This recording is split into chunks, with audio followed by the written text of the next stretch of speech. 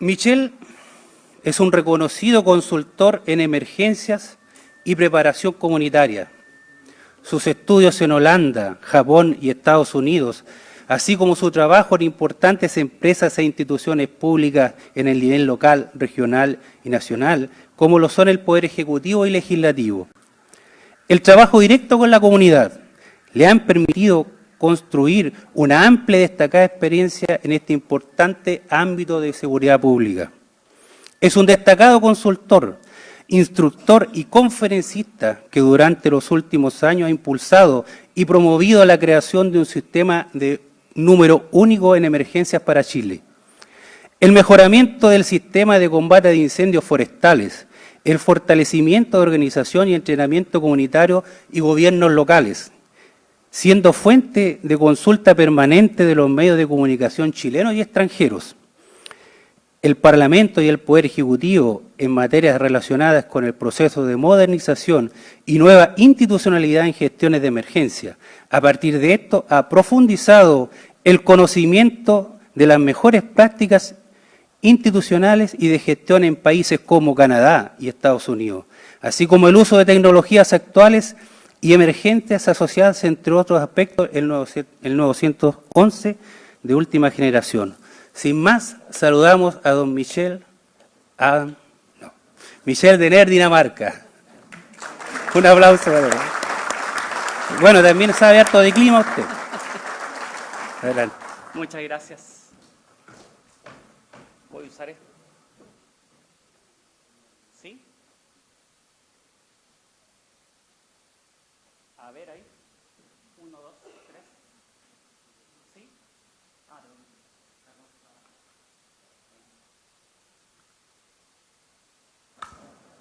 Ahí sí.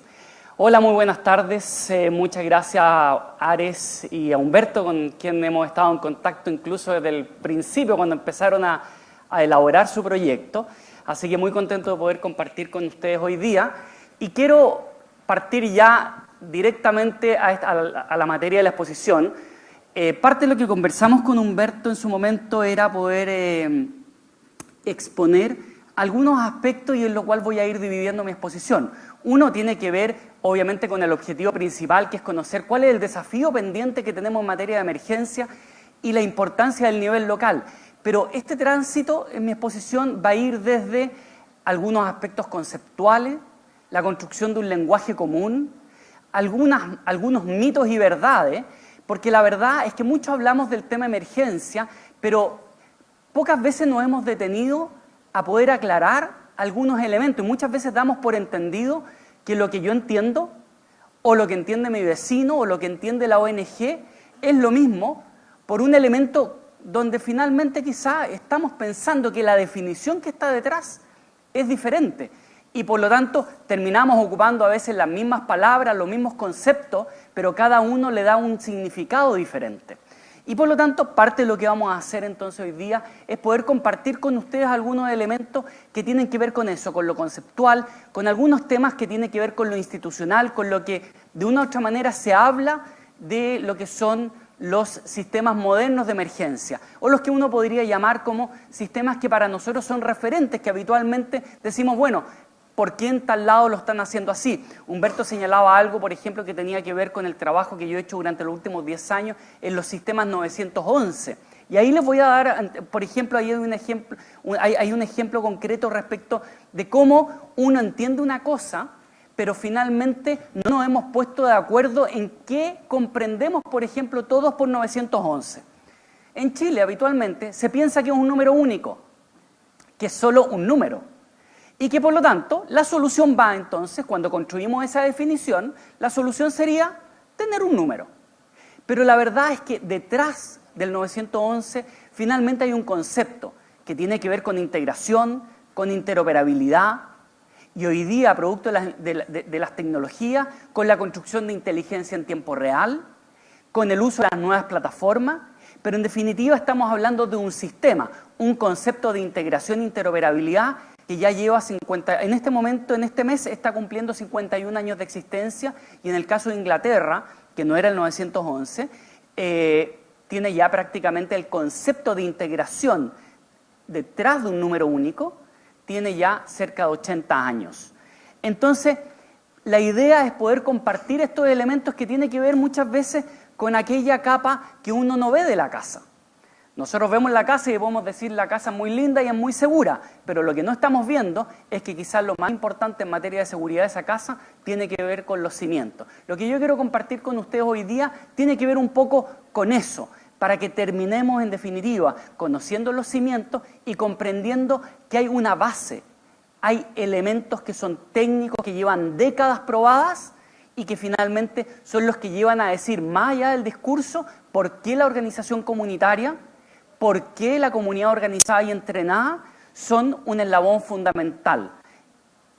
Y por lo tanto, partiendo obviamente, quiero compartir hoy día lo que hoy día uno hace, ¿cierto? Es decir, cuáles son las redes sociales de uno, de manera tal de que el día de mañana podamos mantenernos conectados, compartir conocimientos, compartir información.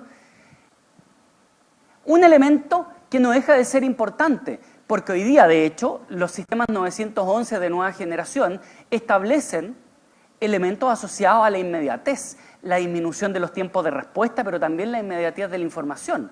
Hoy día ya no solamente importa la información oficial, sino que muchas veces, lo hemos visto en los últimos años, lo que pasa con las fake news, ¿cierto?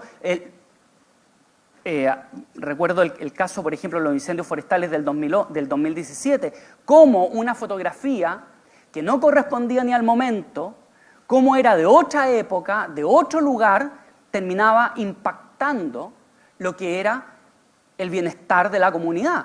Porque las emergencias y el ámbito de la seguridad pública, y aquí hay un elemento importante, las emergencias en el mundo moderno, en los países desarrollados, son un componente fundamental del mundo de la seguridad pública, ¿ya? Y por lo tanto, nosotros hemos de una u otra manera fragmentado eso, vemos las emergencias y las emergencias las asociamos a grandes catástrofes. Recién lo conversábamos, ¿cierto? Comenzábamos recién, yo te decía, tenemos una cultura que funciona sobre el daño. Entonces, cuando hablamos de emergencia, hablamos de catástrofes. Es decir, ya no solamente estamos hablando sobre el daño, sino que estamos hablando sobre el gran daño. Pero antes de eso, no nos preocupamos mucho. Por lo tanto, el lenguaje también construye realidad. Y aquí quiero contarles un poco, Humberto ya lo señalaba, mi preparación principal en Estados Unidos, ya con algunos elementos también en Canadá, entrenamiento también en Chile y también conocimiento un poco de algunos elementos en Japón y en Holanda. Por lo tanto, lo que yo voy a compartir con ustedes tiene un sesgo, y eso es evidente, porque finalmente está el sesgo de donde uno se forma, de donde uno vive. Ese sesgo está asociado a cómo uno ve finalmente el resto, ve el funcionamiento de las cosas, y tanto es así como nos marca lo que vemos, es que aquellos que vivimos en Santiago de repente dicen va a llover 20 milímetros y la verdad es que andamos todos preocupados. Pero eso tiene que ver con lo local. Y en el sur, ¿cierto? Ya, y sobre todo, por ejemplo, en ciudades como Puerto Montt dicen, bueno, ¿y por qué los santiaguinos se preocupan? Y probablemente acá también lo dicen, ¿por qué se preocupan? Acá llueve mucho más. Pucha, que son exagerados. Pero si nos fuéramos más al norte, veríamos que en Alto del Carmen, con una lluvia pronosticada de 5 milímetros, finalmente hay una situación de alerta importante. Pero eso tiene que ver con las características de lo local. En un país tan centralizado como el nuestro, muchas veces terminamos proyectando nuestra cosmovisión, nuestra mirada centralizada a lo que de una u otra manera puede ser lo bueno o lo malo en un nivel local. Por lo tanto, estamos ya enfocando a que estas realidades, de una u otra manera, lo que hacen es que nosotros vamos generando un filtro. Y obviamente yo quiero ser súper transparente con esto. Mi filtro tiene que ver con el lugar donde yo me he entrenado, donde he estudiado y donde me he certificado. Y por lo tanto, ahí quizás también aprovechar esto de contarles el tema de entrenamiento y certificaciones, es comprender que en países desarrollados este es un componente de la seguridad pública. Por lo tanto, la labor del Estado en seguridad pública es indelegable. Y por lo tanto, cuando estamos hablando de eso, estamos hablando de que independiente si uno ejerce una actividad en países desarrollados de manera voluntaria o de manera pagada, cuando se ejerce, tiene que definitivamente ser certificado y ser validado por el Estado. Un tema en el cual a nosotros nos ha costado avanzar, porque el Estado más bien ha terminado delegando lo que es y parte de lo que del titular que yo les decía al principio era cuál es el desafío pendiente. El Estado, de una u otra manera, ha terminado desligándose de la responsabilidad y también de la función en entidades voluntarias. Ahí hay un problema. No es que en otros países no se haga. Efectivamente se hace. Lo que no se desliga el Estado habitualmente y por principio es de la responsabilidad. Y esa responsabilidad está no solamente en entregar dinero, sino que también en certificar. Es decir, uno ejerce una actividad voluntaria o pagada en países desarrollados, significa que uno está ejerciendo una actividad dentro de la seguridad pública. En países como Estados Unidos, por ejemplo, incluso hay policías voluntarios, no solamente bomberos voluntarios. Y quizás uno de los mitos, yo les dije, vamos a ir rompiendo algunos mitos. ¿Cuánta gente de acá, de los que están presentes, creen que los bomberos en Estados Unidos son 100% pagados? ¿O la mayoría son pagados? ¿Cuántos? ¿Cuántos han escuchado alguna vez? No, es que los bomberos son la mayoría pagados en Estados Unidos. ¿Alguien lo ha escuchado eso alguna vez o no? Yo creo que ha sido algo que la gente cree. Bueno, yo quiero contarles que en Estados Unidos el 80% de los bomberos son voluntarios, pero son todos certificados por el Estado, porque hay normas de certificaciones de competencias profesionales que deben tener voluntarios y pagados. Solo el 20% de los bomberos son del sistema pagado. ¿Ya? Yo tengo la suerte de haber podido estar en una academia y una escuela de recluta y haberme certificado como bombero profesional del sistema pagado en el estado de Virginia, que es donde están la mayoría de mis certificaciones. Como un país federado, la verdad es que cada estado tiene sus estándares y tiene sus leyes y por lo tanto uno se certifica sobre la base de esas leyes. Pero por otra parte, si es que uno es voluntario, independiente de eso, también tiene que certificarse ante la autoridad. Y ahí hay un tema de responsabilidad entonces del Estado que es fundamental para asegurar un círculo virtuoso en materia de calidad de servicio a la comunidad. ¿Por qué? Porque las personas son lo más importante.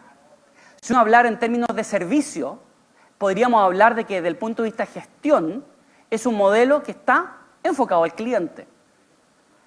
En definitiva, las personas son el centro y por lo tanto el sistema completo desde el punto de vista de modelo de gestión se enfoca en ciertas promesas de servicio. Y por lo tanto, yo les quise poner esta palabra en inglés, a lo que yo me dedico es un área que sería en español, pero que si yo les doy la palabra en español van a googlear y van a encontrar poca información y no muy buena información de calidad. Por lo tanto, si el día de mañana quieren interiorizarse un poco más, yo les recomiendo googlear por Emergency Management, una disciplina que en Chile no se conoce, lo cual de una otra manera ya nos refleja quizá el atraso que tenemos en materia incluso de preparación de nuestro capital humano en términos de acceso al conocimiento, a la experiencia y incluso a la investigación en estas materias. Este caballero...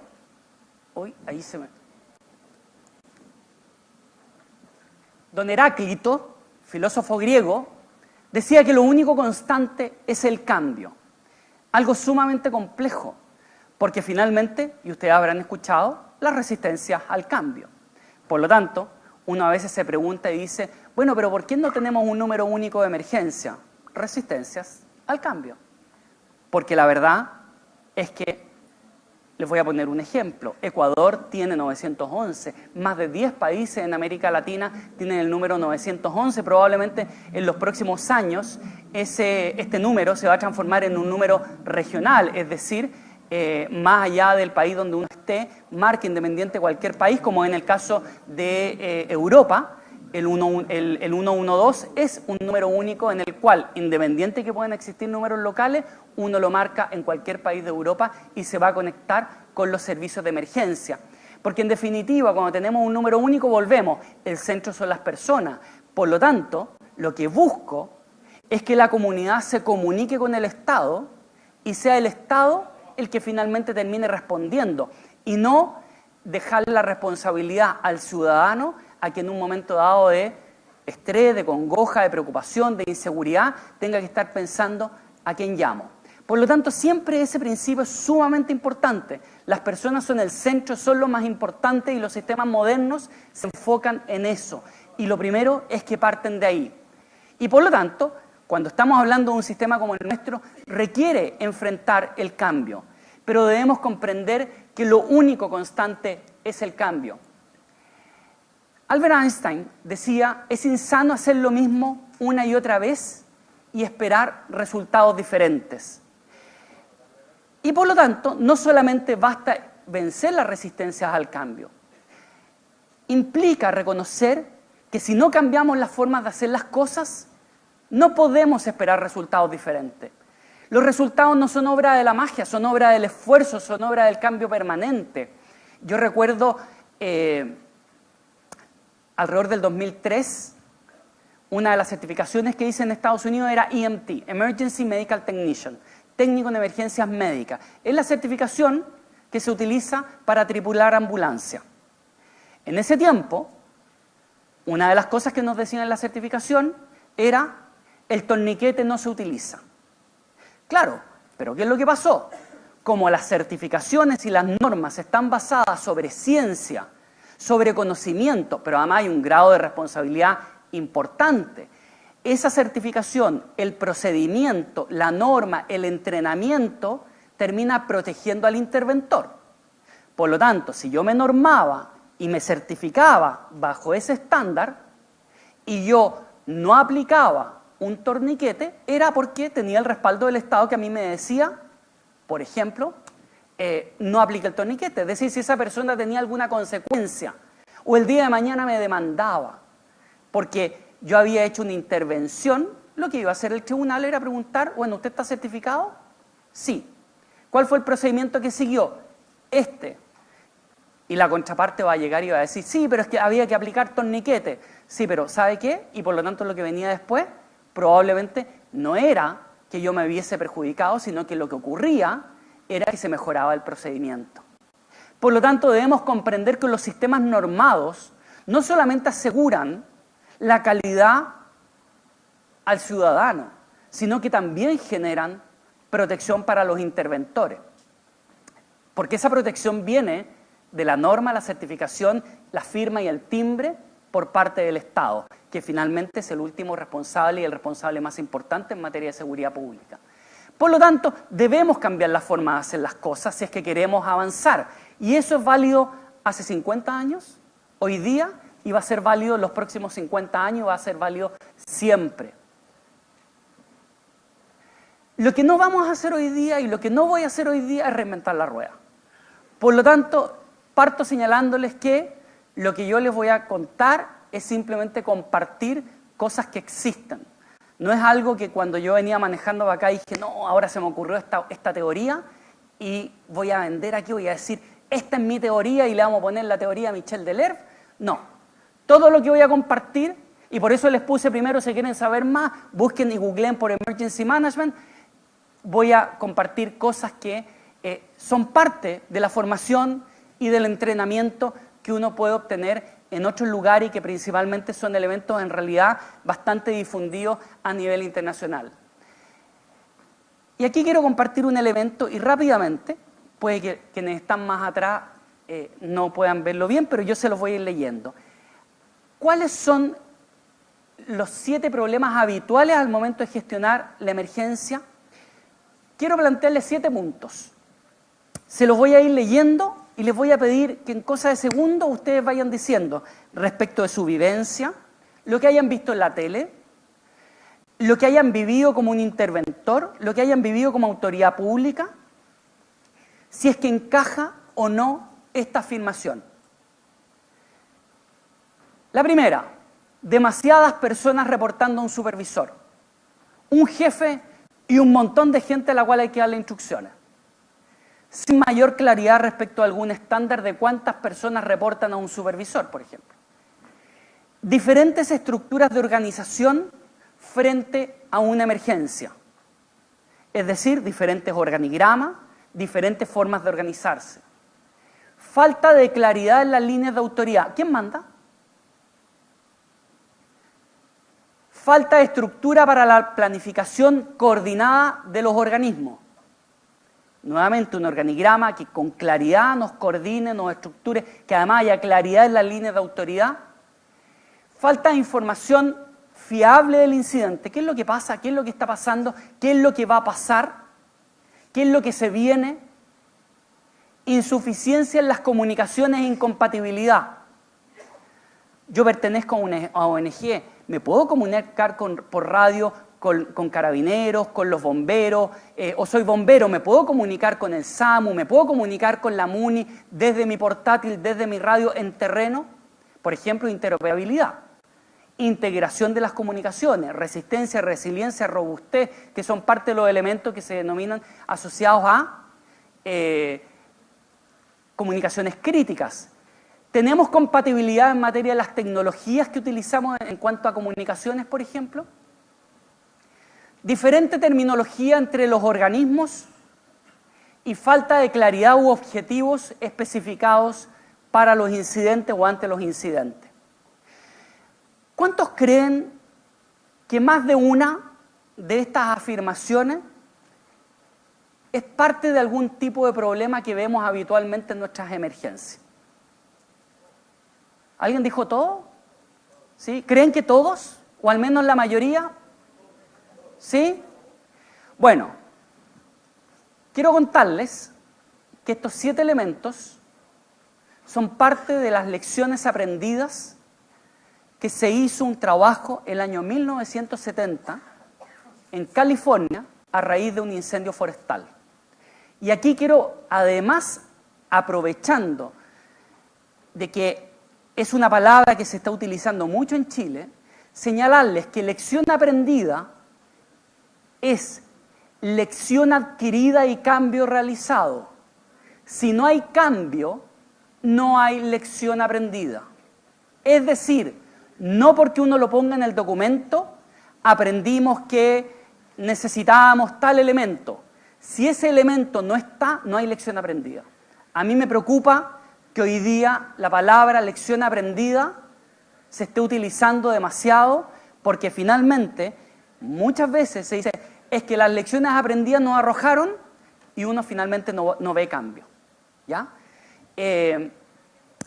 Por lo tanto, les vuelvo al principio respecto a esta reflexión, tiene que ver con que en 1970, en California, en el nivel local, no en el nivel nacional, se llegaron a estas 7 conclusiones. Durante los años posteriores, empezaron una serie de cambios. Por ejemplo, ¿cuántos de acá conocen el sistema de comando de incidente? Muchos, ¿cierto? Uno de los elementos que surge de acá es el sistema de comando de incidentes. ¿Por qué? Porque demasiadas personas reportando un supervisor. El sistema de comando de incidentes señala que toda persona reporta a un supervisor, no a más de uno. Y que en definitiva, cada supervisor es capaz de supervisar efectivamente entre 3 y 7 personas. Por lo tanto, cuando ya llega a 8, 9 o 10 personas, sabemos que el módulo al cual está en ese organigrama, por ejemplo en operaciones, se va a abrir 2 áreas en las cuales van a haber, no sé, si son 8 personas, 4 aquí, 4 acá y cada una va a tener un supervisor. Eso se llama span of control o alcance de control manejable. Diferentes estructuras de la organización frente a la emergencia, el sistema de comando de incidente hoy día en países como Australia, Nueva Zelanda, Estados Unidos, Canadá, es la estructura única que utilizan todos los organismos de seguridad pública para enfrentar una emergencia, pero no solamente los organismos de respuesta, sino que también, por ejemplo, cuando vemos lo que es continuidad del negocio, una crisis, una emergencia, porque en definitiva, en una emergencia necesitamos estructuras que sean capaces de generar gestión, mando y control. Los comités, aprovechando pasar el dato que estamos con 2 autoridades del nivel municipal y el nivel regional, los comités son estructuras muy buenas para la fase de consenso, para la fase participativa, porque es una estructura horizontal. Para una emergencia no son buenos los comités, porque uno necesita una estructura que tenga claridad en las líneas de autoridad y que tenga en el fondo la capacidad de responder quién manda en cosa de 5 segundos. ¿Por qué las instituciones uniformadas en Chile habitualmente toman un rol relevante en un ámbito de las emergencias de manera importante porque ellos tienen solucionado ese problema por un tema simple, la verticalidad del mando. Aquí tenemos representantes, por ejemplo, de Carabineros. Si nosotros vamos a un accidente con múltiples víctimas y llegamos y hay 50 carabineros, yo les aseguro que me acerco a cualquier carabinero y le pregunto quién manda y me va a decir quién manda. La pregunta es si nosotros hemos avanzado en eso. Por eso que la estructura de comando de incidente del año 1970, cuando se empieza a desarrollar a partir de estas lecciones aprendidas, uno de los elementos que toma es las experiencias de las guerras. El tema que yo les decía del torniquete. Voy a 2010 y hago una nueva certificación y me dicen que el torniquete ahora se usa. ¿Por qué? Se usa ciencia, tecnología, conocimiento, se sistematiza y a partir de la experiencia en Afganistán, en las guerras del Medio Oriente, la tecnología, el conocimiento, la ciencia avanza y por lo tanto, hoy día la medicina funciona de otra manera y por lo tanto hay que cambiar. Lo que era bueno en el año 2000 era bueno para el año 2000, pero no es bueno para el año 2010 porque la tecnología, la ciencia, el conocimiento nos permite hoy día que aplicando un torniquete adecuadamente podamos en definitiva salvar esa vida con mayores probabilidades y con menos efectos secundarios. Por lo tanto, el cambio es permanente. Entonces, ahí no hay que tenerle miedo al cambio y uno de los elementos es la resistencia al cambio y el miedo a lo desconocido, que es otro elemento fundamental cuando tenemos que enfrentar el cambio. Entonces, ahí quería contarles esto, porque no deja de ser sintomático. A mí me pasa que yo trato de presentar siempre estos 7 puntos y la respuesta habitualmente es, no, todas calzan. Ojo, que esto fue analizado porque se hizo un buen proceso de lecciones aprendidas en 1970 y durante las décadas posteriores y hasta el día de hoy son parte de una otra manera referente o son prácticamente los elementos que de manera constante se están analizando para mejorar las soluciones que se han construido para cada uno de estos elementos. Es decir, si nosotros vemos y hablamos de sistema de comando de incidentes, no estamos hablando de algo nuevo. Pero acá en Chile es algo que cuesta, que empieza a entrar de nuevo, que empieza a entrar muy débil. Tanto es así que en nuestra estructura, en nuestro sistema de emergencia, no usamos el sistema de comando de incidentes. CONAF lo empezó a usar después de los incendios, lo retomó, y ahí quiero contarles un poco. Pues, CONAF lo utilizaba en la década de los 90, y era porque parte importante, o algunos grupos de personas de CONAF, iban a entrenarse en el National Forest Service en Estados Unidos para los incendios forestales, que es donde nace el sistema de comando de incidentes. Después dejó de usarse, y a raíz de los incendios en la zona centro, sur y Torres del Paine, se cambia y se oficializa el uso del sistema de comando de incidentes en la CONAF.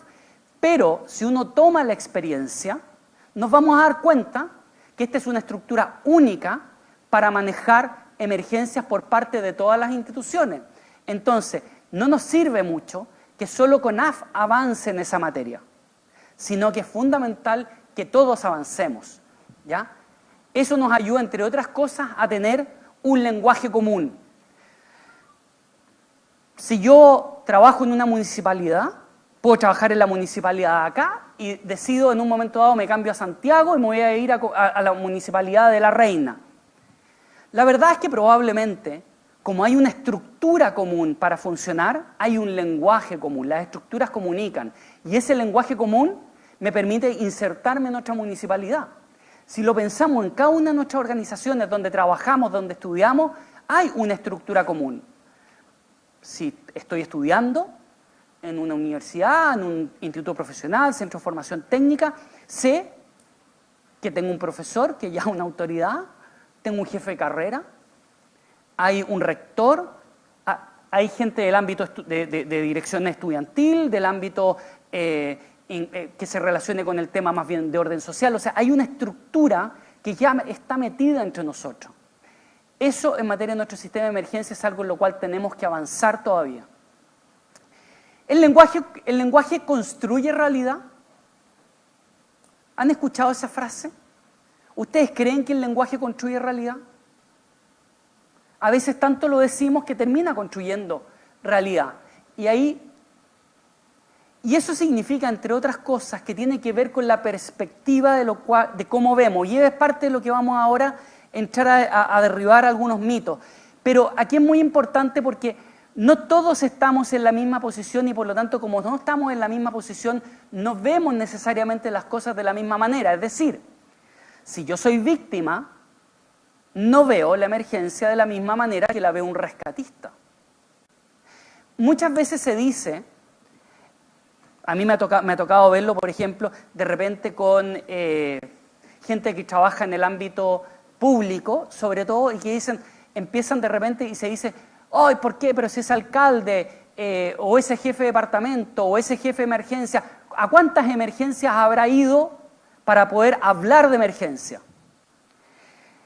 Ahí es cuando se mezcla y no se comprende que las veredas son diferentes. ¿Ustedes son mejores médicos o son médicos porque se enferman más? ¿Un médico necesita ser médico para enfermarse? Necesita enfermarse para ser médico. ¿Un carabinero necesita ser delincuente para entender la delincuencia? No, porque ahí está la formación, ahí está el entrenamiento, pero además está la capacidad de mirar la emergencia desde una perspectiva diferente. No es lo mismo mirar el edificio desde dentro del edificio que desde fuera del edificio. Y ahí es importante porque también tenemos que ser empáticos con las víctimas. Les voy a poner un ejemplo de cómo la experiencia de cada uno marca esto. ¿Alguien conoce al Chaleco López? Lo ubican, ¿cierto? Perfecto. Si el Chaleco López va andando en moto y viene a Constitución andando en moto, se cae y se rompe y se fractura un dedo, ¿ustedes creen que el Chaleco López se le va a ocurrir ir al consultorio? Probablemente va a agarrar el dedo, se lo va a estirar, con suerte se va a poner un scotch y un palo de helado quizá y va a seguir. Pero si nosotros nunca nos hubiésemos fracturado un hueso, ¿qué vamos a hacer si nos fracturamos un dedo? O sea, el consultorio nos va a quedar chico. O sea, probablemente vamos a partir a Talca. Eso tiene que ver en definitiva también con la experiencia de vida. Es lo que yo les comentaba un poco de las lluvias. El tema de decir, no, pero ¿cómo se quejan si va a llover 20 milímetros? Bueno, pero es que esa ciudad está diseñada para menos lluvia. Y por lo tanto, ahí la empatía, el no juzgar bajo la experiencia de uno, el cómo la víctima vive la emergencia, es un tema fundamental. Y por eso que es fundamental conocer cuál es nuestro rol y dónde encajamos en este encadenamiento. Y si juzgamos como si fuéramos víctimas, la verdad es que no estamos cumpliendo nuestro rol en términos de estar en otro lugar de este territorio. Por eso que se dice que en una emergencia solo los civiles corren, porque en definitiva estamos en lugares diferentes.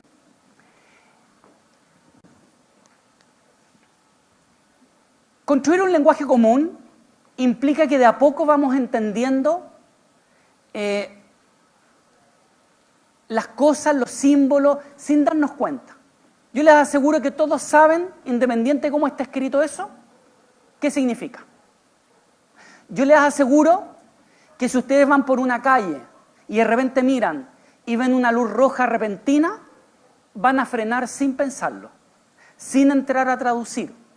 Si el disco pare, se ha borrado la palabra pare o la palabra alto de donde sea, ustedes van a ver ese disco y su primera reacción va a ser detenerse, porque tenemos tan internalizado el tema del lenguaje y hemos construido un lenguaje común en el cual nos entendemos que finalmente reaccionamos, llegamos al punto de estar prácticamente condicionados, ¿ya? Y eso, entre otras cosas, es fundamental al momento de la emergencia para poder ir clarificando y ser capaces de comprendernos. Y por eso que hace muchos años ya, una de las recomendaciones en emergencia es que se vayan eliminando las claves y que entremos a un tema de lenguaje plano, que se llama. Porque la verdad es que yo no sé si al otro lado me van a comprender o no. ¿Qué pasa si yo hablo solamente en clave, pero ahora que tengo que tener interoperabilidad, significa que en vez de tener que ir corriendo donde el otro organismo de emergencia, puedo comunicarme por radio si es que no sé expresarme con lenguaje plano y claro, la verdad es que hay mucha información que se puede perder o puedo no ser comprendido. En materia de interoperabilidad, un ejemplo súper claro, para que veamos las brechas, para que vayamos viendo cómo en el nivel local podemos ir mejorando esos elementos. ¿Cuántos de aquí, y esto no es hacerle publicidad a nadie, así que vamos a nombrar a varias empresas, cuántos de aquí tienen Claro? Vamos a llamar a una promotora de Claro que trae unos descuentos. ¿Cuántos tienen Movistar? ¿Cuántos tienen Entel? ¿Cuántos tienen WOM? Ya. Mi pregunta. Voy a pasar, es que me dan comisión las telefónicas después de esta pregunta. Si hay un carrito de Claro afuera, no se sorprendan. Bueno, pero interoperabilidad, para que veamos cuán importante es. Y cómo importa el enfoque al cliente, el enfoque al ciudadano, o en salud se habla, ¿cierto?, al usuario, independiente de cómo lo hagamos. Si desideologizamos el lenguaje y empezamos a entender que cliente, persona, ciudadano, usuario, vamos a entender por el ser humano que está al otro lado, vamos a entender que las telefónicas han hecho eso. O me van a decir que el de WOM no puede llamar a su amiga para armar un carrete hoy día en la noche, por ejemplo, que su amiga tiene Entel. Pueden hacerlo. No importa la compañía que yo utilice. Si yo tengo Telefónica, puedo llamar a alguien de Entel o puedo llamar a alguien de WOM. Esa interoperabilidad la tenemos sumamente asumida. Pero es curioso porque en emergencia, un tema tan importante, no lo tenemos. No tenemos interoperabilidad. No tenemos integración de las comunicaciones. Y lo tenemos para comunicaciones que son simples, que son cotidianas, que son para organizar nuestra vida cotidiana, y no lo tenemos para elementos que en algún momento pueden definir la diferencia entre la vida y la muerte. ¿Ya? Y por lo tanto, cuando hablamos de seguridad pública, estamos hablando de bienestar y protección, porque nos enfocamos en las personas. Y la definición de bienestar y protección tiene que ver con la definición de cada uno de nosotros y tiene que ver con la definición del nivel local. Lo que es bienestar y protección para mí en Santiago no es lo mismo que bienestar y protección acá en Constitución. Y por lo tanto, cuando uno trabaja en el nivel local y en emergencia, lo primero que tiene que hacer es tratar de identificar cuáles son las definiciones que existen para eso. Por ejemplo, cuando una vez que viví en Antofagasta, fui y yo trabajaba en la mina La Escondida, y de repente bajo Antofagasta y se me ocurre ir a un local de barrio a comprar pan. Y le pregunto a la señora, ¿me daría marraqueta? Y la señora me mira como extrañada, me dice, ¿qué? Yo le digo, ¿me da marraqueta? ¿Qué? Me dice, ¿marraqueta? ¿No será pan batido? Se fijan cómo el tema del lenguaje no es menor. No es menor. Por eso que los sistemas modernos, lo primero es mi seguridad. Lo segundo es la seguridad de mi entorno más cercano. Por ejemplo, si tuviésemos un terremoto, es mi seguridad, la seguridad de mi familia, y luego me transformo en un voluntario porque finalmente es la seguridad de mi barrio. Entonces, la fuerza más relevante de una comunidad local es el voluntariado propio. ¿Por qué? Porque vamos a manejar costumbre, vamos a manejar el lenguaje, incluso los tonos de piel, el acento que tengamos. El acento del norte es diferente al del sur, el del sur es diferente al del centro, y eso ya nos permite como seres humanos comunicarnos de mejor manera. Me tocó estar en la mina San José asesorando a los municipios. La mina San José teníamos 1000 personas todos los días y 100% atendido por los 4 municipios y por los equipos sociales.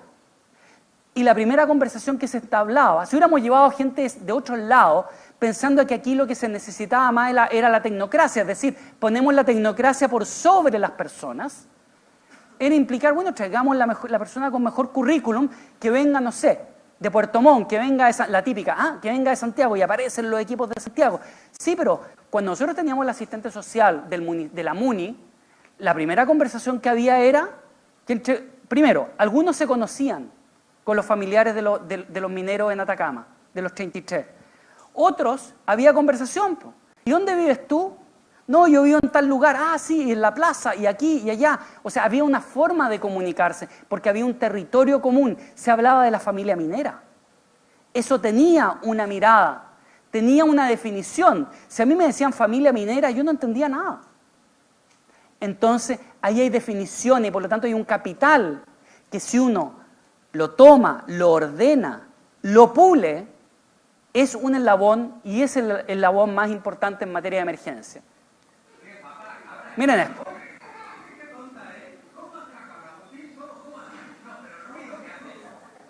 Bueno, eso es lo que pasa cuando tenemos significado diferente de las cosas, ¿cierto? Bueno, y en emergencias puede pasar. Por lo tanto, el lenguaje común es fundamental. ¿Sentido común? ¿Cuántas veces? No, si esto es de sentido común. Además, hoy día estamos, pero todo es sentido común. Quiero mostrarles este video.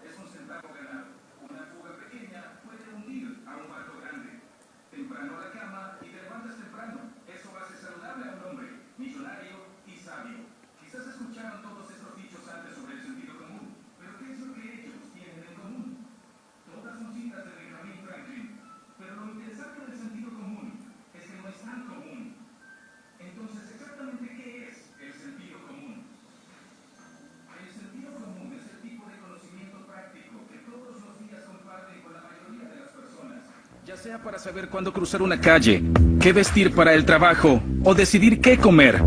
Su mente constantemente toma decisiones a conciencia para guiarlos a través de su vida diaria. Esta habilidad de pensar y comportarse en una manera razonable es lo que llamamos sentido común. Y eso sucede sin que ustedes estén conscientes de ello. Para ver a lo que nos referimos, aquí tenemos una vez más al ilusionista Eric Leclerc. En este momento, su mente quizá les diga que lo que acabo de hacer es imposible, ¿cierto? Bien, déjenme hacerlo de nuevo.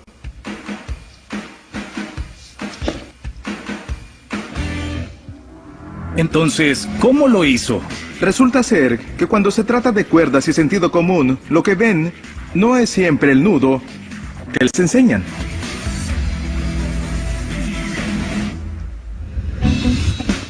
Parecería ser que la única vez que notan el sentido común es cuando algo no encaja del todo con lo que piensan, como están a punto de ver en el siguiente juego. Bien, amigos, aquí tengo una sandía y un huevo. Esta sandía está bastante pesada, casi 6 kilogramos. El huevo no más de 57 gramos. Entonces la pregunta es, si los dejo caer al mismo tiempo, ¿cuál llegaría primero al suelo? ¿Qué les dice su sentido común? Yo creo que la sandía. ¿Por qué? Es más pesada, creo que caería más rápido. Bien, ¿qué piensan ustedes? Me inclino por el huevo. El huevo. Es más aerodinámico. Bien, ¿y ustedes? La sandía porque es gigante. La gravedad ¿Seguro? hace algo. Sí. ¿Qué tal ustedes en casa? ¿Qué piensan ustedes? ¿Qué piensan? ¿Cuál ¿Qué creen piensan? que tocará primero el pavimento? ¿La sandía o el huevo? Haremos un desastre para poner a prueba la gravedad y su sentido común. Subiremos esta sandía y este huevo 4 pisos. Luego, los dejaremos caer al mismo tiempo desde esa altura para ver cuál se estrella primero. El sentido común podría decirles que la sandía ganará esta carrera. Pero, ¿están seguros? ¿Están listos para ver cuál es la respuesta? Sí. Bien, soltémoslos.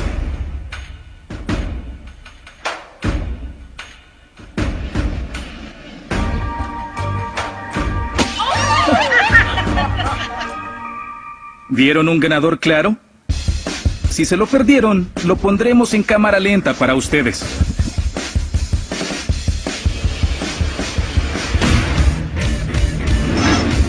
Como pueden ver, es un empate. ¿Qué sucedió? Ambos cayeron al mismo tiempo. Correcto. Ambos aterrizaron exactamente al mismo tiempo. Algunos de ustedes podían saber ya eso. Después de todo, se ha convertido en un conocimiento de física común. Pero hubo un tiempo en el que la mayoría del mundo civilizado insistía en que los objetos más pesados caen más rápido. No fue hasta el siglo XVI que Galileo comprobó que la gravedad afecta a todos los objetos por igual. Como están a punto de ver, cuando se trata del sentido común, la vista puede engañarnos. Eso es porque cuando algo parece ser obvio, su mente no tiene problema para confiar en los atajos del sentido común. pero eso no significa que siempre deban tomarlos. Para explicarnos tenemos a Srui Sarma de la Escuela de Ingeniería Biomédica John Hopkins. Su mente evolucionó para reconocer que hay seguridad en los números. Si todo el grupo piensa de una manera y ustedes de otra, su mente les envía una señal de error que les hace saber que toman una decisión equivocada aun cuando tengan razón. Pero algunas veces el juicio de la multitud puede dar en el blanco. ¿No lo creen? Vean el siguiente experimento. Frente a mí tenemos un frasco lleno de gomas de chicle. ¿Pueden adivinar cuántas gomas de chicle hay en el frasco? Solo mírenlo. Adelante, traten de adivinar. ¿Tienen un número? Ahora recuerden ese número. Antes de decirles cuántas gomas de chicle hay en el frasco, haremos que otras personas adivinen. 1620. 337. 100. 1088. 1625. 600. Sus suposiciones están desperdigadas. ¿Qué creen ustedes? ¿Cuántas gomas de chicle hay en este frasco gigante? 372. 305. 3970. ¿Piensan que alguno de nuestros 20 voluntarios está en lo correcto? ¿Y cómo están sus suposiciones en comparación a las de ellos? Muy bien, gracias por sus suposiciones. Lo siento, pero todos están mal. Pero no se preocupen, porque gracias a esas respuestas equivocadas, ahora es posible adivinar el número correcto de gomas de chicle. ¿Están listos para averiguar cómo? Sí. Bien. ¿Tienen alguna idea de cómo haremos eso? No. Quiero que conozcan a mi arma secreta, Aiden. Bien, Aiden. Entonces, tú adivinarás cuántas gomas de chicle hay en el frasco, ¿cierto? Sí, con esta calculadora. ¿Una calculadora? Probablemente ustedes se preguntan cómo es posible que una calculadora pueda darnos la solución en este juego de gomas de chicle. Para descubrir el secreto de Aiden, quédense con nosotros. Dejamos que 20 personas adivinaran cuántas gomas de chicle había en este frasco. Algunas suposiciones parecían muy altas. 1620. Y otros se fueron muy bajo. 337. ¿Cuántas gomas de chicle piensan que hay en este frasco?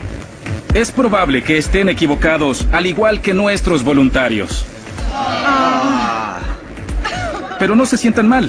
Gracias a todas estas suposiciones equivocadas, Aiden, nuestro matemático en formación, ahora tiene toda la información que necesita para hacer una buena suposición. ¿Tienen alguna idea de cómo este niño y su calculadora piratearán nuestro juego de gomas de chicle? Bien, Aiden, dime qué haces ahora.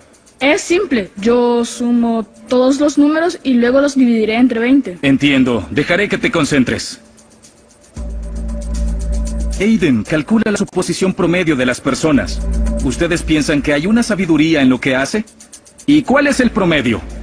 2425. 2425. Lo que de hecho es increíble. El número total de gomas de chicle es de 2447. ¿Qué?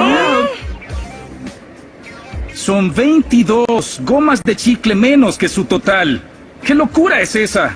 Esta es su inteligencia colectiva que trabaja, amigos.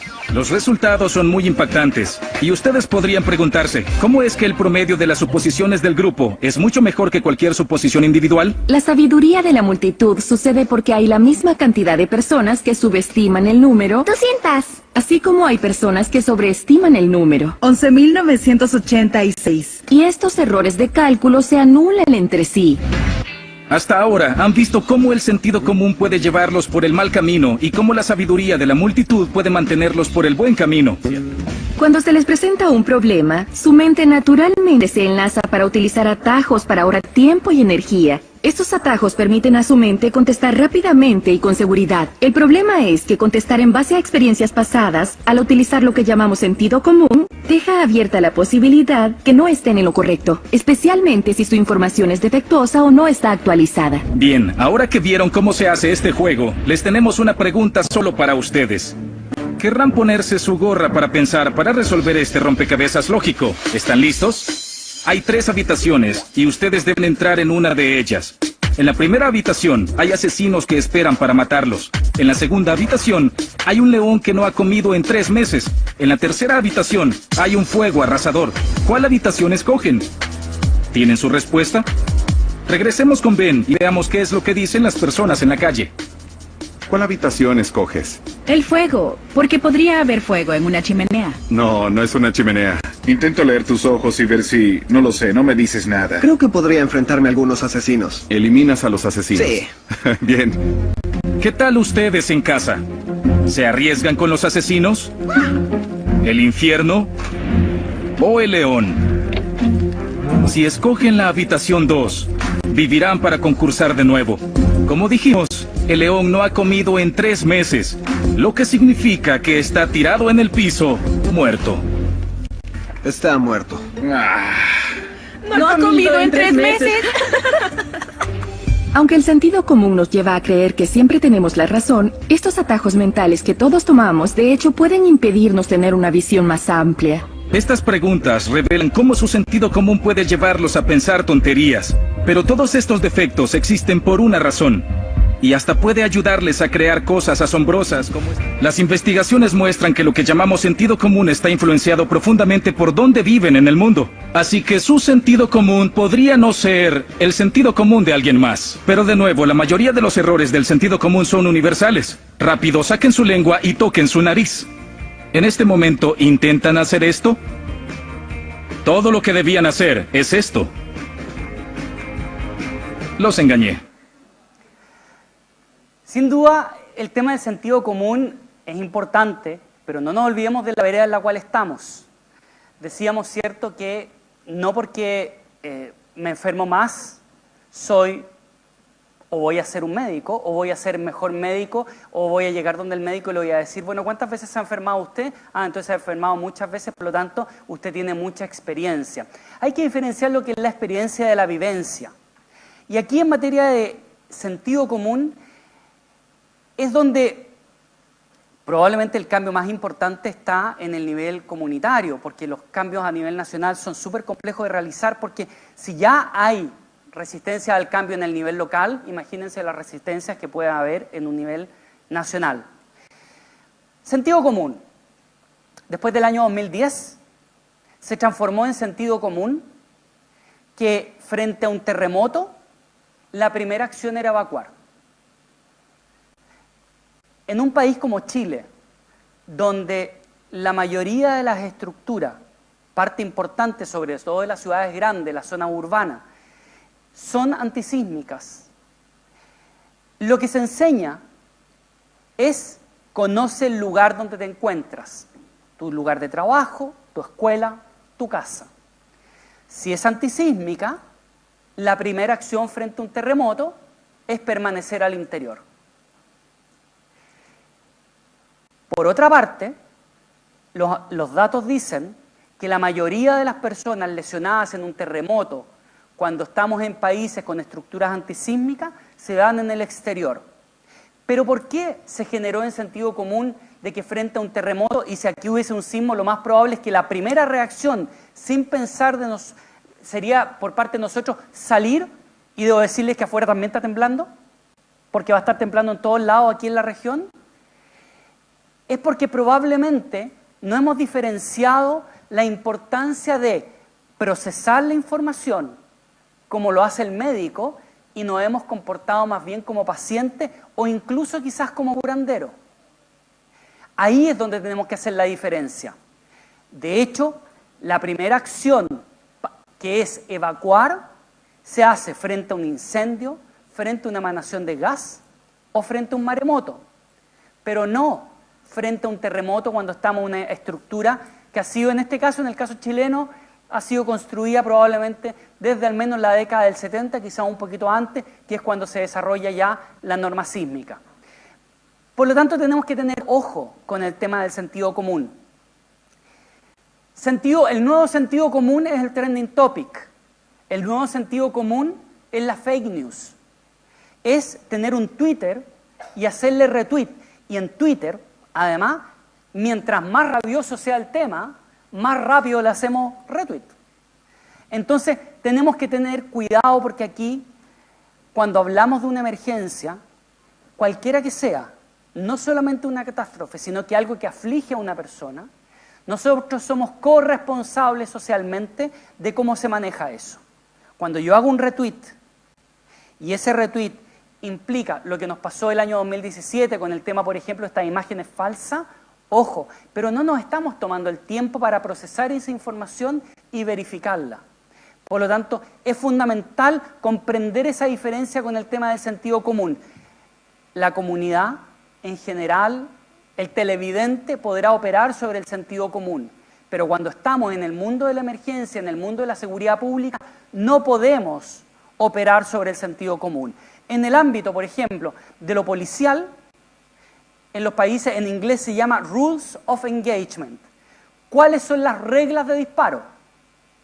De hecho, lo van a ver habitualmente en las películas, salvo aquellas que son un poquito fantasiosas, donde aparece un policía y le dispara como malo en la cabeza a un vehículo que va pasando, pero la verdad es que las Rules of Engagement, en general en países como Estados Unidos o Canadá, si simplemente hay civiles en el lugar, y lo van a ver en muchas películas que son como las seriales un poquito más serias que tratan de replicar un escenario, se van a fijar que, por ejemplo, la policía no dispara.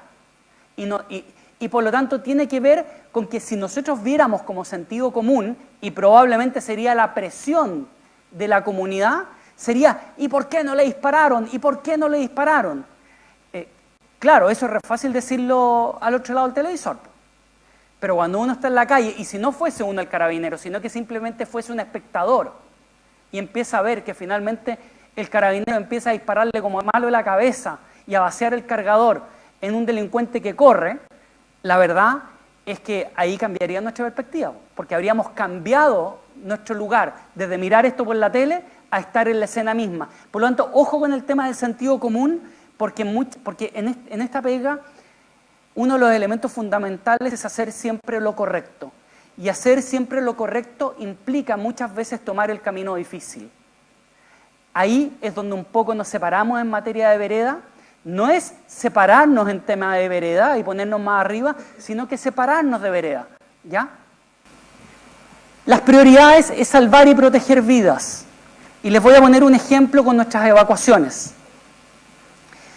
Analicen cualquier evacuación que se haya hecho, por ejemplo, en el caso de Calbuco o en el caso de algún tipo de, o algún otro volcán, por ejemplo. Se establece un perímetro de seguridad. Se saca a la gente.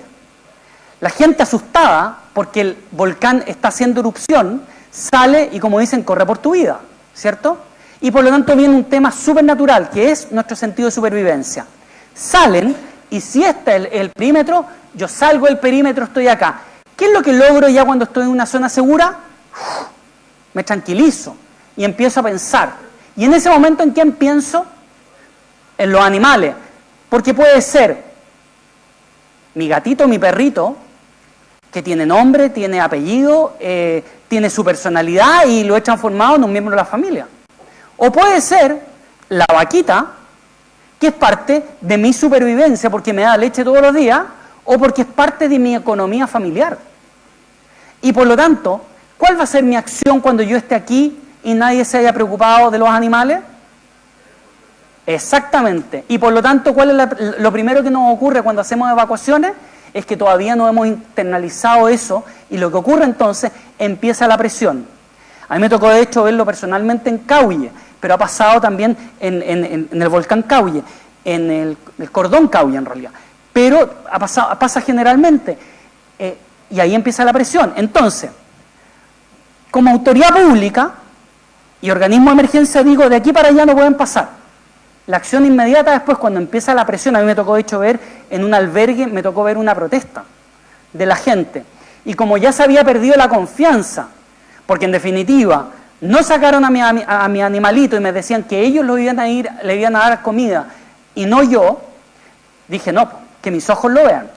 Por lo tanto, la gente empezó a presionar y dijo, no me basta que vayan ustedes, yo quiero ir a ver eso, porque se había quebrado la confianza. La confianza es un pilar fundamental. Y por lo tanto, lo que ocurrió es que al día siguiente terminaron organizando grupos de gente que iban a ver sus animales y a darle alimento. ¿Qué nivel de inconsistencia hay entonces cuando nosotros decimos, a ver, pero si esta es una zona segura y de ahí para allá es una zona insegura? Y lo que hice fue organizar a la comunidad para que entráramos a la zona insegura y después nos devolviéramos. Entonces el nivel de inconsistencia que hay con el mensaje hace que a las pocas semanas, cuando la comunidad haya normalizado y se haya acostumbrado a ver el volcán, o se haya acostumbrado al tema de la inundación y ya lo asumió y respiró profundo, es que la comunidad esté dispuesta a volver a un lugar que es inseguro. Por lo tanto, cuando hablamos de salvar y proteger vidas, ojo, también estamos hablando con los animales. En países desarrollados tenemos dos iniciativas que son súper interesantes que ustedes las pueden googlear. Uno, tenemos lo que se llaman los albergues pet friendly. Es decir, que uno puede llegar con su mascota. Y son albergues que están diseñados, no son espontáneos, están prediseñados para que si uno tiene una mascota, uno va a ese albergue y está todo diseñado para la mascota. Y probablemente, ¿cierto?, habrá un veterinario que vaya y va a estar ahí, como en el otro probablemente habrá más bien personas del consultorio. Y los otros son los albergues comunes y corrientes. Otra de las operaciones que vamos a ver en este tipo de emergencias habitualmente es que, primero, se hace rescate de la comunidad y posteriormente aquellos animales que han quedado pasan a ser rescatados. Pero aquí es súper importante comprender que esta prioridad es una prioridad que no es... A ver, no quiero parecer frío, pero no tiene que ver con cómo lata mi corazón respecto de algo o de alguien. Es un tema súper claro. Aquí nuestro tema es proteger y salvar vidas. ¿Ya?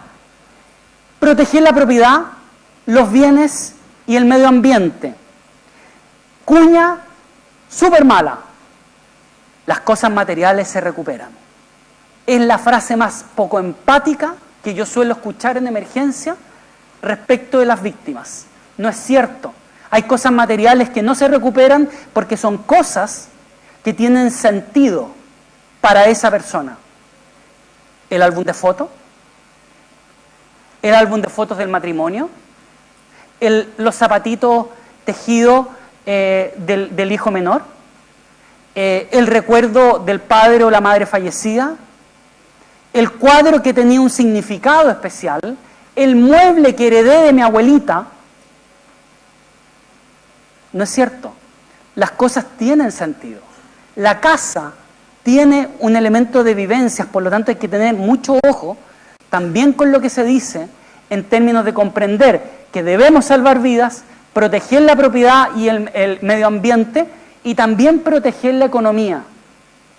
Ese es un elemento sumamente importante. En general, incluso cuando se establece el lenguaje, cuando se establecen las declaraciones públicas, se utiliza un poco como guía también estos tres elementos. Se va desde ahí. ¿Ah?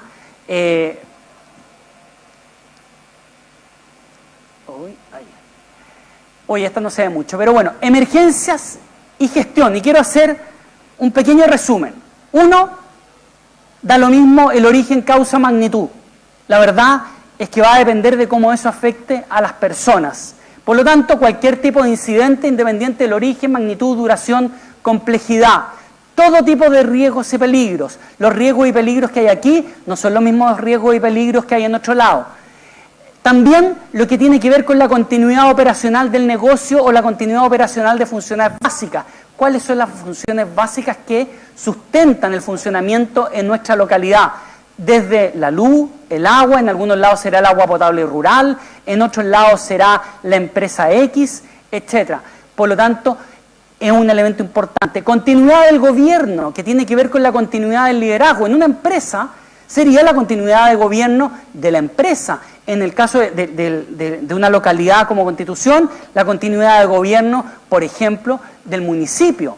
¿Ya? Entonces, ¿está bien ubicado nuestro municipio? ¿Deberemos moverlo? ¿Estará bien ubicado el gobierno regional? ¿Deberemos moverlo? Quizás está en línea de inundación. ¿Estaremos protegiendo? Me acuerdo que fue Coquimbo, que se quemó la municipalidad. Yo fui como un año después y la municipalidad estaba dispersa, no sé, 5, 7, 8 edificios diferentes. Eso afecta la gobernanza del territorio. Y por lo tanto, puede ser la gobernanza del territorio, puede ser la gobernanza de una organización, puede ser la gobernanza de una empresa. Emergencia. Importante. Cuando hablamos de emergencia, hablamos de un ciclo. Otro de los elementos de sentido común es que se ha instalado que la emergencia es solo el momento de la respuesta. La emergencia tiene un ciclo de vida que son 4 fases. En Canadá son más empáticos probablemente, y hablan de que una de las fases es mitigación-prevención. En Estados Unidos se habla derechamente de mitigación, porque la prevención tiene que ver con el riesgo probabilístico. La probabilidad cero en muchas cosas simplemente no va a existir. Y por lo tanto, por ejemplo, ante un terremoto, nosotros en general lo que hacemos es mitigación, porque no podemos disminuir las probabilidades de que un terremoto ocurra. Por lo tanto, estamos hablando de una fase que es mitigación-prevención, otra que es preparación, otra que es respuesta y otra que es recuperación, y que ya les voy a contar la diferencia entre recuperación y reconstrucción, porque el lenguaje construye realidad. Entonces, están los desafíos antes, durante y después del impacto. ¿Cuál es uno de los desafíos?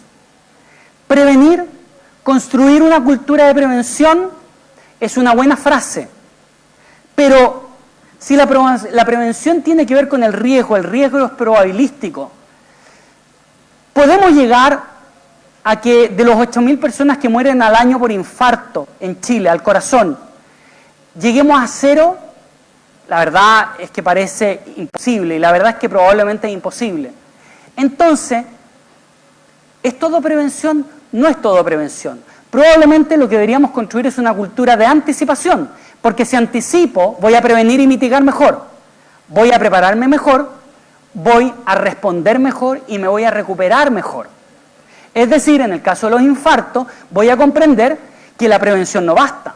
Tengo que hacer prevención, pero tengo que preparar a mi comunidad, porque si no hago maniobras básicas de reanimación cardiopulmonar por cada minuto que pasa una persona que ha tenido un infarto que ha derivado en un paro cardiorrespiratorio, va a perder 10% de probabilidades de sobrevida si es que no hay, por minuto, si es que no he hecho maniobras básicas. Que hoy día, de hecho, la maniobra básica para comunidad es simplemente hacer masaje cardíaco, las compresiones, rápidas y fuertes. Entonces, eso implica que también cuando salimos de eso, empezamos a comprender lo importante que es encadenar a cada una de las personas y que cada una de esas personas puede salvar una vida. Por lo tanto, anticipar es fundamental desde el punto de vista de el involucramiento de la comunidad. Reconstruir, muchas veces hemos escuchado que la fase se llama reconstruir, pero la verdad es que estamos hablando de recuperar. ¿Qué se define como la fase de recuperar? Es la reconstrucción de infraestructura, la recuperación del bienestar económico, social, físico y emocional de las comunidades. No basta con recuperar solamente con reconstruir la infraestructura. El lenguaje construye realidad. Por lo tanto, se trata de recuperar, porque la recuperación está enfocada a las personas a partir de sus necesidades urgentes, inmediatas y también en el tiempo.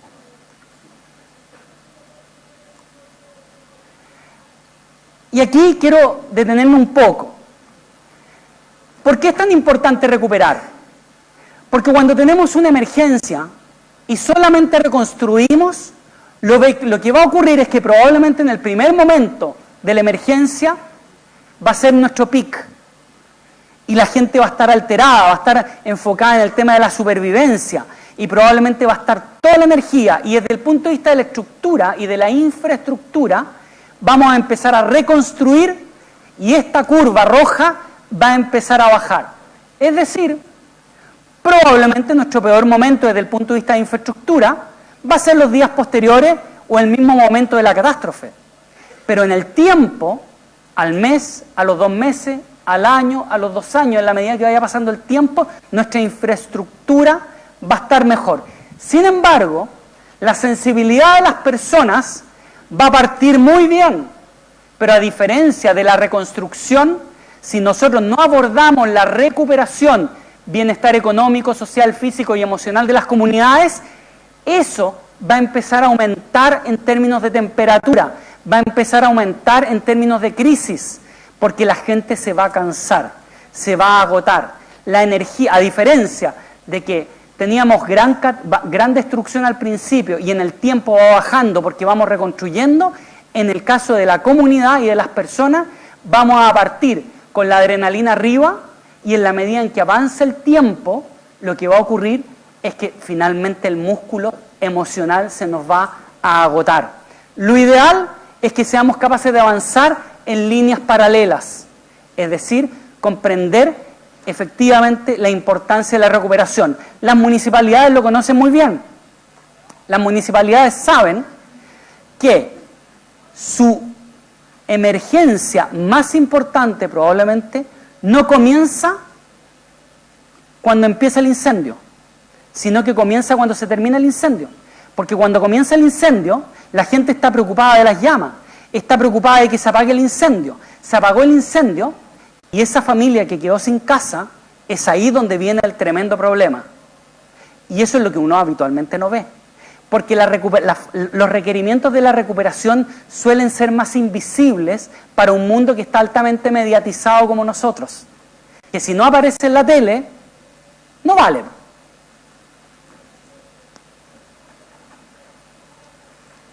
Otro desafío. Si es que egos y tradiciones. Dentro de la resistencia al cambio hay dos elementos que son sumamente importantes y que tienen que ver con los egos y tradiciones. Como nuestro sistema es fragmentado, eso se ve un poquito más exacerbado, pero son parte de las dificultades que tenemos. Y ahí hay un elemento que ha impedido un poco el tema de la simplificación y masificación de la información. Entonces pasa, y en muchas profesiones pasa, que finalmente digo, no, es que tú no eres médico, no, es que tú no eres rescatista, no, es que tú no eres aquí, tú no eres allá.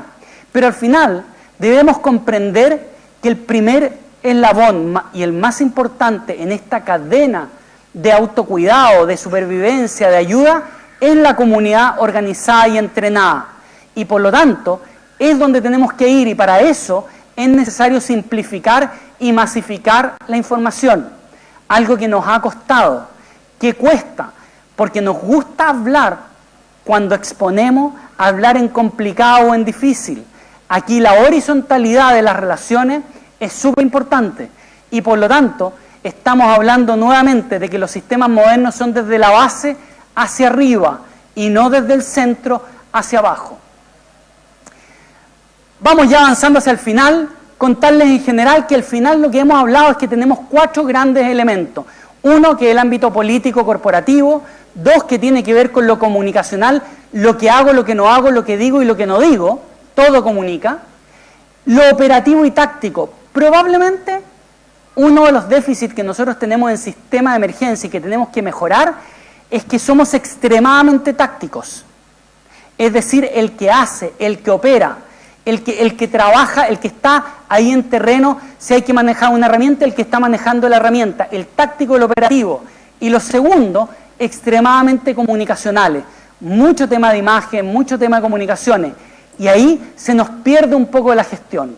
Y eso es fundamental. En una empresa, cuando nosotros vamos a una empresa de servicio, a quien vemos eventualmente es al que vende, o a la niña que atiende en el mesón, o al cabro que atiende en el mesón de servicio al cliente. Pero lo que ellos hacen, finalmente, es lo que se pone de una otra manera en escena a partir de un libreto y una definición que viene en lo que no se ve y que tiene que ver con la gestión propia de la empresa o de la organización. Por lo tanto, ahí hay un encadenamiento que es fundamental y que tiene que ver con comprender que la gestión de emergencia debe abordar no solamente las 4 fases, sino que también cada uno de estos elementos y obviamente lo comunitario, el enfoque al ciudadano, a la persona, al usuario, al cliente, como quieran llamarle, es finalmente lo que manda lo relevante. Muchas veces otro de los elementos que escuchamos es que las emergencias no son políticas. Eso tiene mucho que ver con los egos y las tradiciones. No, las emergencias son técnicas, son súper técnicas. Les puedo decir que las decisiones más importantes en una emergencia en el ámbito del Estado son políticas, 100% políticas. Un estado de excepción constitucional es una decisión política, no es una decisión técnica. La decisión de declarar una zona estado de catástrofe es una decisión política, no es una decisión técnica.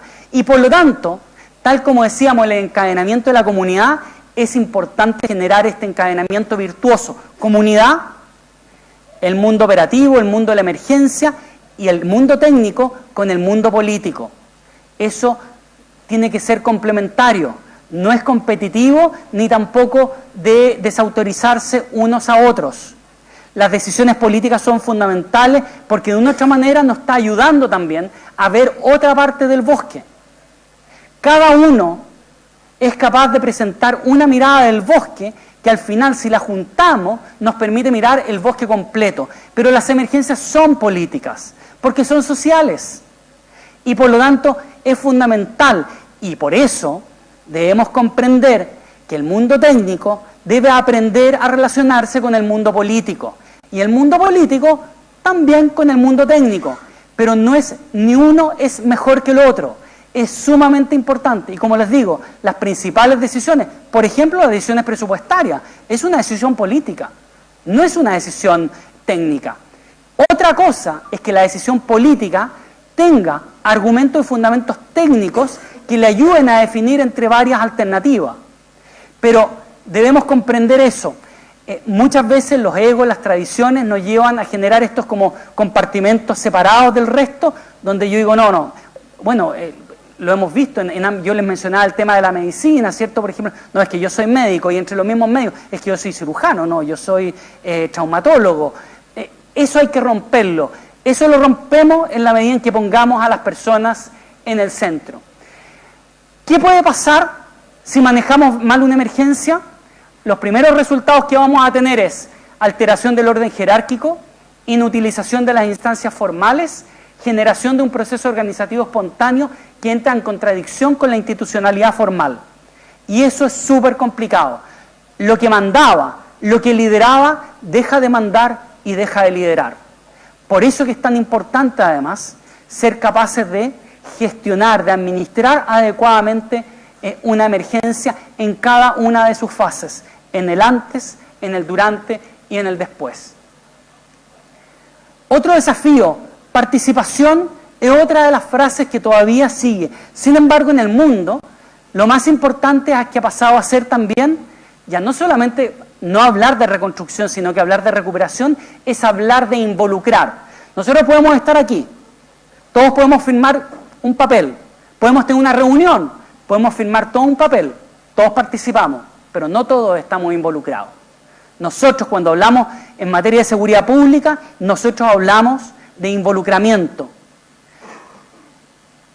Ahora en verano, ¿qué sacamos con que nosotros venga la Armada, por ejemplo, y nos diga, no, mire, sabe que hay marejadas anormales? Qué bueno, ya, miren, ¿sabe qué? Y vamos a llegar a X lugar y vamos a decirle a la autoridad, miren, participaron 200 personas, pero se involucraron, y ahí viene el tema de corresponsabilidad social. Porque muchas veces llegamos y decimos, no, que el Estado lo haga. Pero ¿dónde está nuestra responsabilidad social, nuestra responsabilidad individual?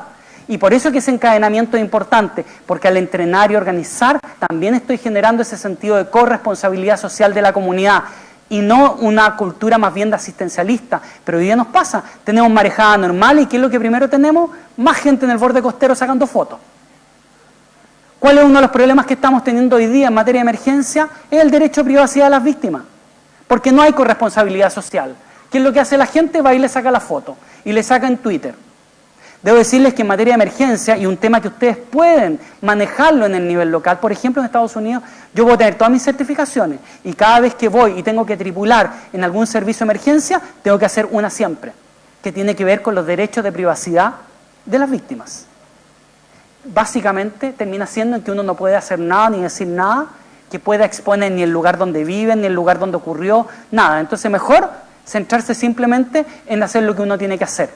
Pero hoy día vemos habitualmente, por parte de todos, sean incluso equipos de respuesta o personas civiles comunes y corrientes, que olvidan el tema de la privacidad de las víctimas. Estamos hablando de ese tipo de cosas que también es fundamental, pero si involucramos a la gente, somos capaces de generar también empatía. Y esa empatía permite también generar contención, corresponsabilidad, no solamente autocuidado también, sino que también cuidado hacia el resto de nuestra comunidad. Vamos resumiendo. ¿Cuáles son las características de los sistemas modernos entonces? Y probablemente parte del desafío que tenemos en materia de lo pendiente. Uno, son comunitarios. Desde el punto de vista de gestión se denominan, uno tiene dos grandes modelos, ¿cierto? Bottom-up, que es desde la base hacia arriba, o top-down, del centro hacia abajo. Nuestro modelo de gestión sigue siendo top-down. Pero ojo, Yo les conté una experiencia del año 1970. ¿Dónde partió eso? En una localidad en Estados Unidos y terminó transformándose. Muchos conocían el sistema de comando de incidentes, un tema que está totalmente validado a nivel internacional. ¿Pero dónde nació? En una localidad. Porque en la localidad es donde más cambios se puede hacer. Porque las resistencias son menores, hay mayor voluntad, hay mayor involucramiento, hay mayor percepción y más rápida percepción del cambio y de los beneficios del cambio. Integración e interoperabilidad. Esto es como un equipo. Para ser un buen equipo no tengo que tener puros arqueros, no puedo tener solamente puros delanteros, tengo que tener cada uno de los puestos que requiere tener un buen equipo y por lo tanto tenemos que ser capaces de interoperar, de tener un lenguaje común, de ser capaces de funcionar juntos, anticipar, no, más allá de prevenir es anticipar, simples y de alcance masivo, ser capaces de llevar a la base del conocimiento, profesionales que tengan normas, que sean a partir de procedimientos, competencias y estándares, de manera tal de que aseguremos calidad a nuestros ciudadanos respecto del servicio que vamos a brindar, pero que esos elementos tengan indicadores de rendimiento que nos permitan medir cuál es nuestro actuar, para también compararlo con las buenas prácticas y poder mejorarlo. El 2000 el torniquete no se usaba, el 2010 se empezó a usar de nuevo. Bueno, no hay que tenerle miedo, no hay que tenerle miedo al cambio, lo importante es que ese cambio no sea por el tincómetro, sino que sea porque efectivamente tenemos fundamento para sustentar nuestra decisión. Comunidad organizada y entrenada es fundamental, gobiernos locales fortalecidos, niveles centrales que van en apoyo y no en reemplazo de los niveles locales. Y ese es un tema súper importante. El liderazgo local debe ser fortalecido, y cuando hablo de liderazgo no solamente hablo de la autoridad pública, es de la autoridad pública, pero también de su comunidad, que tiene que ser permanentemente fortalecido, porque muchas veces se habla de una comunidad resistente y resiliente. El tema es que ¿cómo la voy a hacer más resistente y resiliente si no he sido capaz de fortalecer el liderazgo local? Si soy capaz de fortalecer el liderazgo local, sus organizaciones sociales, sus organizaciones comunitarias, lo que sí voy a tener después de una emergencia es comunidad más empoderada, mejor liderada, más fuerte, más resistente y más resiliente. Pero el término de comunidad resistente y resiliente lo estamos usando también mucho como una cuña, porque al final lo que estamos viendo es que seguimos con un modelo donde los niveles centrales van en reemplazo de los niveles locales y no en apoyo de los niveles locales. Aquí quiero mostrarles un Indianápolis o Melbourne. Díganme ustedes qué prefieren. Ahí vamos a ver. Mira, 1950, en las 500 millas de Indianápolis. But Holland comes in for a pit stop. Time to refuel and change tires. Lou Moore himself changes the tires. Only 4 crew members, including the driver, are allowed to work on the car. It's a tense time. Holland stays in his seat, anxious to get away. Let's watch.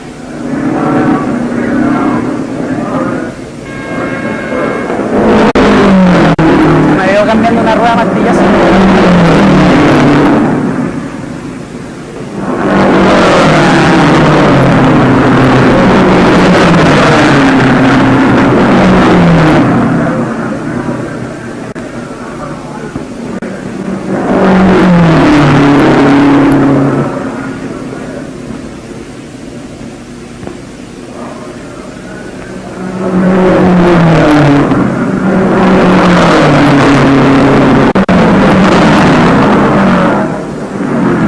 Tires are changed at last. A crewman polishes the windshield as Holland moves away just 67 seconds after he stops. 67 segundos después de que se detuvo. O Melbourne, 2003.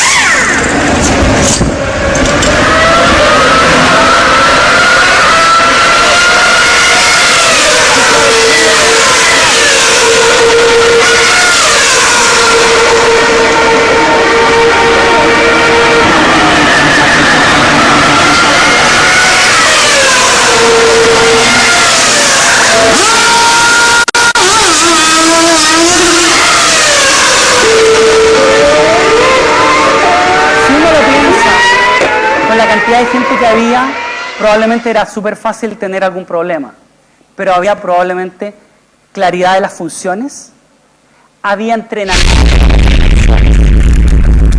había claridad en la autoridad, es decir, al final esto era como una obra de teatro, donde al momento de estar en el escenario, cada actor sabía hacer exactamente lo que tenía que hacer. Y era el momento de la verdad, es decir, les salía mal, perdían la carrera. Pero si ustedes se fijan desde el punto de vista de la tecnología, no había tanta tecnología tampoco. Sacar en el fondo una gata hidráulica, que al principio es relativamente básico, para sacar la rueda algo un poquito más eléctrico, pero al final lo que había era que cada uno sabía dónde encajaba. Entonces, ahí había un tema donde la primera decisión es de gestión, es del modelo de gestión, es qué es lo que se va a hacer, el procedimiento, pero nunca olvidarse que más allá del procedimiento no es solamente el procedimiento un ejercicio académico, el procedimiento es un tema que tiene que entrenarse y por lo tanto ahí va a poder venir la eficiencia, pero ese procedimiento y ese entrenamiento tiene que estar orientado al objetivo que queremos cumplir. En el caso nuestro es proteger y salvar vidas, es proteger y salvar infraestructura, bienes, medio ambiente y es también proteger la economía. Entonces, vamos llegando al final. Recursos. Somos un país con recursos, pero eso no nos puede nublar. Nos hemos centrado, yo les decía, mucho en la táctica, en lo operativo, pero hay un tema fundamental. No importa cuántos recursos tengas, si no sabes cómo usarlos, nunca van a ser suficientes. Ojo sobre todo a aquellas organizaciones, a las instituciones del Estado, al gobierno regional, al municipio. Ahí deben trabajar juntos, porque la gran tentación muchas veces es pedir cosas. Pero si esas cosas no se saben usar, si no hay entrenamiento, obviamente van a ser insuficientes. Puedo tener mi caja de herramientas llena de herramientas, pero el bisturí o el cirujano no lo hace el bisturí. Al cirujano lo hace finalmente la capacidad que tiene ese cirujano para utilizar el bisturí. El buen carpintero no está hecho por tener un martillo de oro ni un cincel de platino. Está hecho porque finalmente ha desarrollado las habilidades y las capacidades para ejercer su oficio. Y por lo tanto ahí es fundamental trabajar en conjunto y no tener miedo a medirse, porque eso nos va a permitir mejorar, porque insisto, lo que nos debe inspirar es que las personas están en el centro. Y eso es un poco lo que yo quería contarles hoy día. No sé si hay alguna consulta, alguna duda, me he extendido un poco, pero parece que me entusiasmé, así que muchas gracias.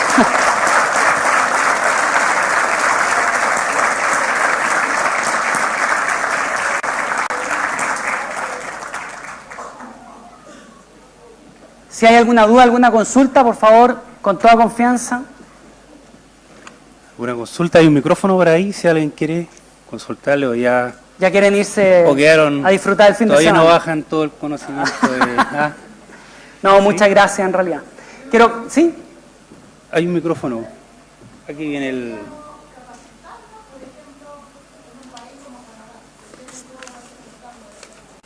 Mira, ahí y quiero aprovechar de enlazar tu pregunta con otra experiencia del nivel local. El programa de entrenamiento comunitario que existe, el programa de entrenamiento comunitario a nivel nacional en Estados Unidos se llama CERT, Community Emergency Response Team. ¿Ya? Ese programa nació también en California. En el año 86, un grupo de personas de California fueron a Ciudad de México a ver el terremoto del año 85. Sacaron lecciones aprendidas. Por lo tanto, tomaron las lecciones y las transformaron en cambio. El año 86 ya estaban haciendo el primer piloto de su programa de organización y entrenamiento comunitario. Primero basado en terremotos, pero después esto fue tomado como una buena práctica y hubo gente de otros estados que dijeron, mira, ¿sabes qué? Parece que están haciendo algo que es útil. Y lo fueron adaptando dependiendo de los riesgos, los peligros, amenazas que tenían en cada localidad. Unos fueron para huracanes, otros para tornados, etc. Finalmente, ya en la década del 90, terminó este programa como un programa para todo tipo de riesgo y peligro, cuyo fin principal es organizar y entrenar comunidades. Es un programa que dura el curso de entrenamiento aproximadamente 22 horas. Está hecho para la comunidad, esto que yo les contaba, la organización de la comunidad. Ese programa, después de las Torres Gemelas, lo tomó el nivel nacional y dijo, necesitamos un programa para entrenar comunidad, porque se dieron cuenta que la mayoría de las personas que habían sobrevivido a las Torres Gemelas no fue producto de la acción de los organismos de emergencia, porque los organismos de emergencia no alcanzaron a llegar a los pisos superiores, sino que fue la evacuación y fue la organización que tenían adentro de las torres lo que permitió que esas personas se salvaran. Y dijeron, entonces, la comunidad entrenada y organizada puede transformarse en personas que salven vidas, pero las personas que no se entrenan pueden también transformarse en víctimas. De 700 personas que se salvaron por buenos samaritanos en el terremoto del 85 en México, 100 de esas personas, 700 fueron salvadas, pero 100 personas murieron en sus intentos como buenos samaritanos. Es decir, los buenos samaritanos pueden transformarse en víctimas. ¿A qué voy con esto? A que ese es un programa que ha empezado a entrar lentamente en Chile. Lo importante aquí, insisto, en no reinventar la rueda. ¿Qué es lo que se puede hacer? Yo les recomiendo tratar de explorar el programa CERT. Es un programa que toma 22 horas el curso de comunidad, 16 horas el curso de instructor. Yo le he hecho clase a personas con bastón. De hecho, mis últimas alumnas fueron 80 años. Dos señoras de 80 años para el lado de Alto del Carmen. Es un programa que está entrando, lo está haciendo la ONEMI, tiene poco presupuesto, pero la ONEMI lo está haciendo. Ahora, no reinventemos la rueda, porque nos gusta a nosotros copiar lo cosmético y no vamos al fondo. Y aprovechando que hay una concejala, que está el gobierno regional, les voy a pasar un dato. Ese programa se instala en los niveles locales, para que el nivel local forme sus propios instructores y arme su programa. No está, que yo creo que es la distorsión que ha tenido hasta el momento. La distorsión que ha tenido hasta ahora es que volvemos al centralismo.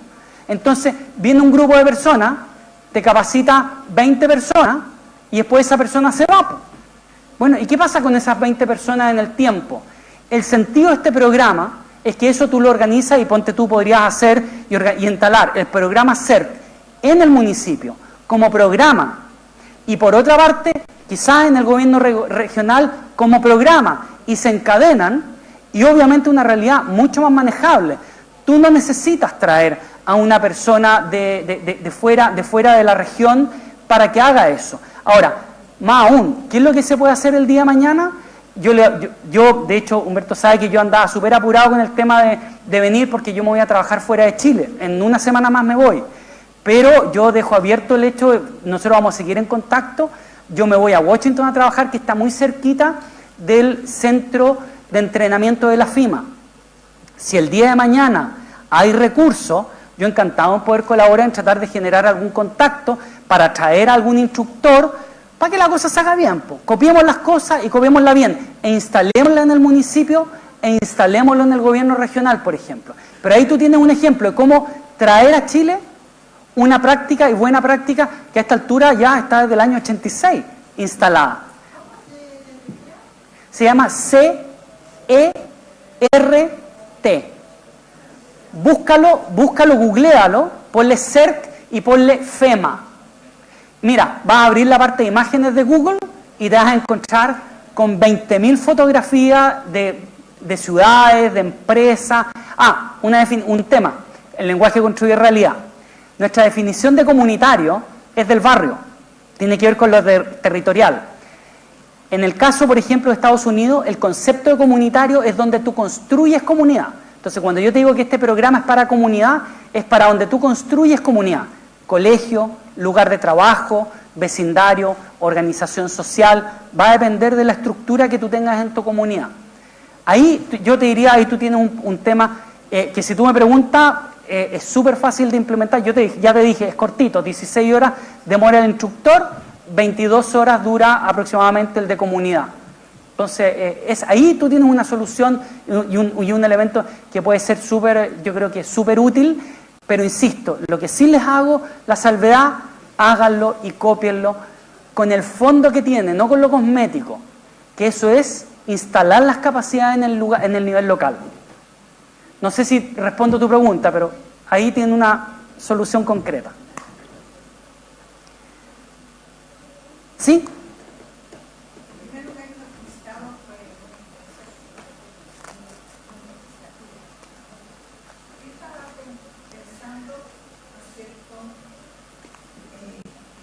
¿Qué esto no se enseña en los colegios?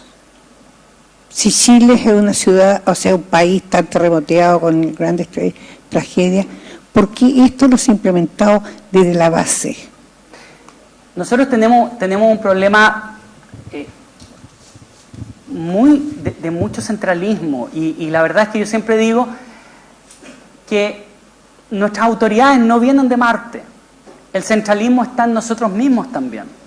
Inmediatamente muchas veces tenemos un problema y reclamamos contra Santiago. Nuestra estructura político-administrativa es sumamente centralista. Recién estamos pensando en la elección de los gobernadores. Y quiero darle ahí, quizás viendo un comentario un poco más de gestión político-administrativa del Estado. Pero si yo tengo un intendente que es una persona que debe atender una región, pero que no es elegido por las personas, sino que responde al presidente de la República, ¿cuál es tu jefe? No es la comunidad, tu jefe es el presidente de la República. Y es un tema humano, es un tema obvio.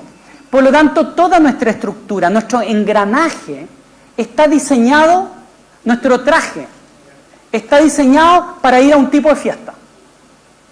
No está necesariamente para las fiestas que tenemos que ir. Entonces, y por otro lado, ya nos quedó chico el traje. Entonces, ahí lo que tenemos que hacer es probablemente empezar a generar el cambio. Podemos hacerlo a nivel nacional, siempre en nuestra aspiración como de sueño, y probablemente queda más bien el pensamiento mágico y nunca se cumple, porque en realidad el cambio en general se establece en el nivel local, porque ahí es donde es más manejable. Requerimos menos voluntades políticas, porque en esa cantidad de personas que son menores es posible instalar mayor voluntad política en ámbitos de decisión que involucran a menos personas. Entonces, el ejemplo que yo les dije, todos estos cambios que vinieron durante décadas hasta el día de hoy, nacen en California. El Programa Nacional de Organización y Entrenamiento Comunitario de Estados Unidos, país federado, donde cada estado es un país aparte, nace en California, no es casualidad. Ahí tiene que haber un tema cultural que probablemente marca. Entonces, aquí hay un tema de que pionero no es ser fácil.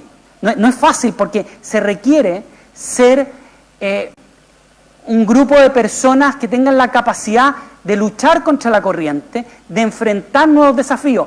Pero los pioneros tienen un gran beneficio. Primero, marcan historia. Y en segundo lugar, son capaces de beneficiarse primero de, obviamente, todas las cosas buenas que va a tener ese cambio.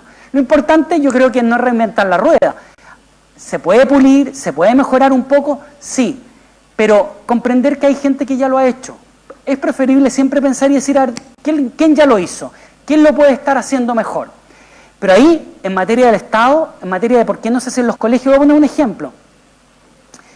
En algunas ciudades en Estados Unidos ya es obligación en los colegios enseñar reanimación cardiopulmonar. Los niños salen sabiendo reanimación cardiopulmonar. Los niños salen del colegio habiendo aprendido todo el tema del tránsito, porque obviamente ya sacan su licencia a los 16 años. Pero el tema del colegio es fundamental. En el condado donde yo me entreno, la policía y los bomberos hacen clase, por ejemplo. Dentro del plan, en los niñitos como de 7 o 8 años, la policía y los bomberos hacen, hoy día Carabineros lo hace, pero hace charlas. Cuando digo hacer clase, es porque tienen a tal hora, a tal día, durante tal semestre, tienen clase, con libros y todo el tema, una clase como cualquier otra. Pero eso es posible cambiarlo a nivel nacional. Yo creo que en el sueño sí, pero en el nivel local, con el nivel de autonomía que cada vez están teniendo más los niveles locales, yo la invitación y el desafío sería planteárselo a ustedes, háganlo en Constitución. Tú tenías una... Bueno, más que nada pasado el tema de la comunidad.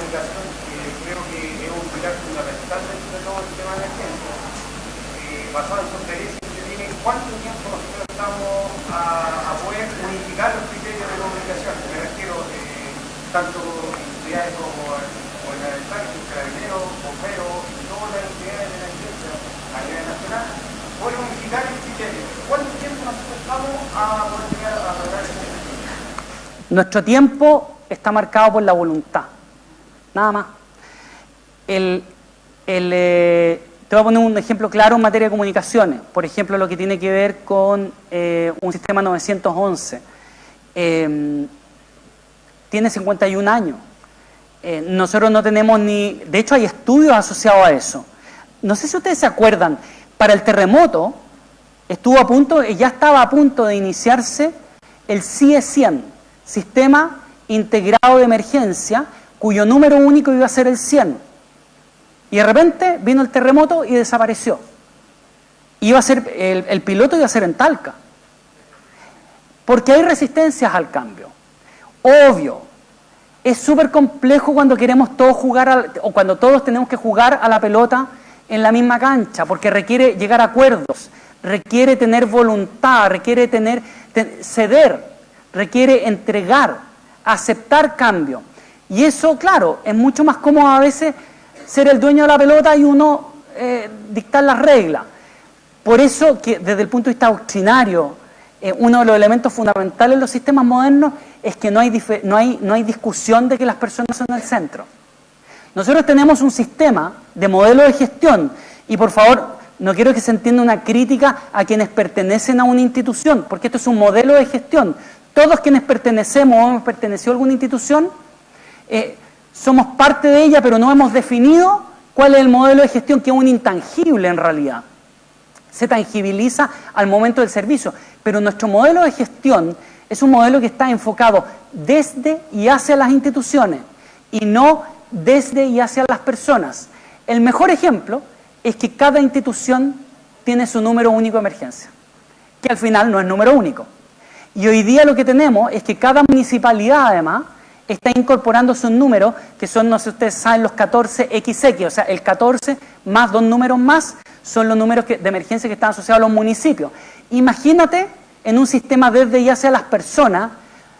Les voy a poner un ejemplo. Choca un camión, tiene materiales químicos, el camión se incendia, hay personas heridas y más encima se propaga un incendio forestal. ¿A quién llamo? O sea, un lío, porque es un accidente de tránsito. Hay personas heridas. Va a depender de lo que yo vea de ese incidente, ¿a quién voy a llamar? ¿Me acuerdo del número de teléfono? Entonces, claro, llamamos a Ares. Entonces, entonces, en materia de eso, la distancia es las voluntades. Por eso que yo apelo mucho al tema local, porque es mucho más fácil en términos de ponerse de acuerdo. Porque además ustedes se conocen, tienen vivencias, conviven permanentemente, tienen lugares comunes, cultura local, entonces es mucho más fácil. Pero, súper importante, la única distancia está marcada por las voluntades. Todo el resto es mito.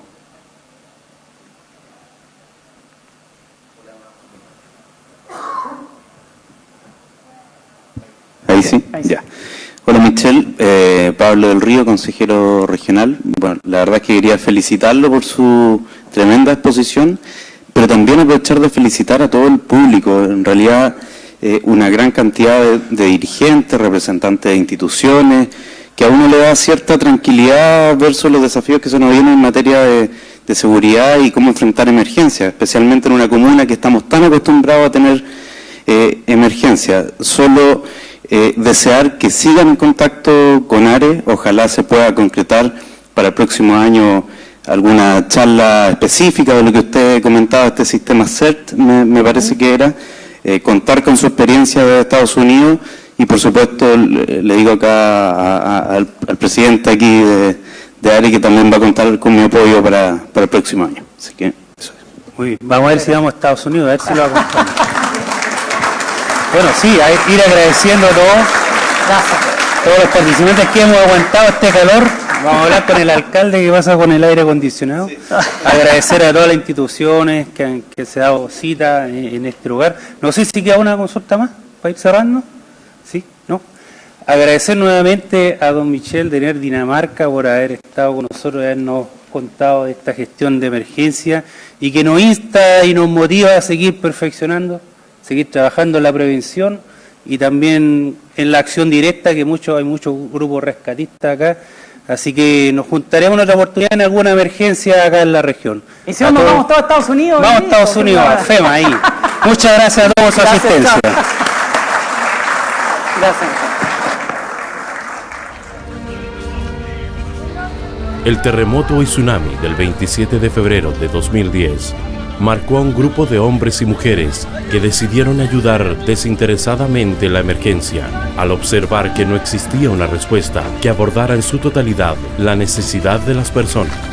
Atendiendo a este urgente requerimiento, el 13 de marzo de 2012 surge oficialmente la agrupación de respuesta a la emergencia ARE Constitución. Lo hace con un objetivo muy simple, pero de alto significado social: ser parte de la respuesta inmediata que tiene la comunidad que se ha visto afectada por un desastre natural o emergencias, en las que necesita de personas preparadas para ayudar en distintas circunstancias, entendiendo que las emergencias son diversas y la necesidad de ayuda también. Es que ARE Constitución se ha profesionalizado dentro de su voluntariado. Así es como hoy cuenta con hombres y mujeres que poseen el conocimiento teórico y práctico para hacer un aporte en rescate urbano, búsqueda, rastreo y rescate subacuático.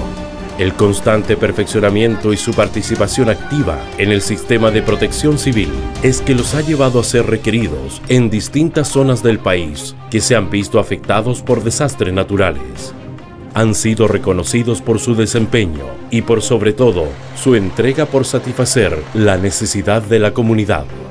Siendo el terremoto su primera experiencia, ARE Constitución se especializó en la búsqueda y rescate de personas en estructuras colapsadas, lo que abrió la oportunidad para avanzar en la búsqueda de personas extraviadas en espacios abiertos y por sobre todo en altura. Ha incorporado a sus especialidades el rastreo de personas al interior de ríos, lagos y también el mar, apoyando siempre a organizaciones especializadas en el área. ARE Constitución es una fuerza de tarea voluntaria, pero profesionalizada, que está dispuesta a trasladarse a cualquier rincón del país y del mundo, si la emergencia así lo amerita.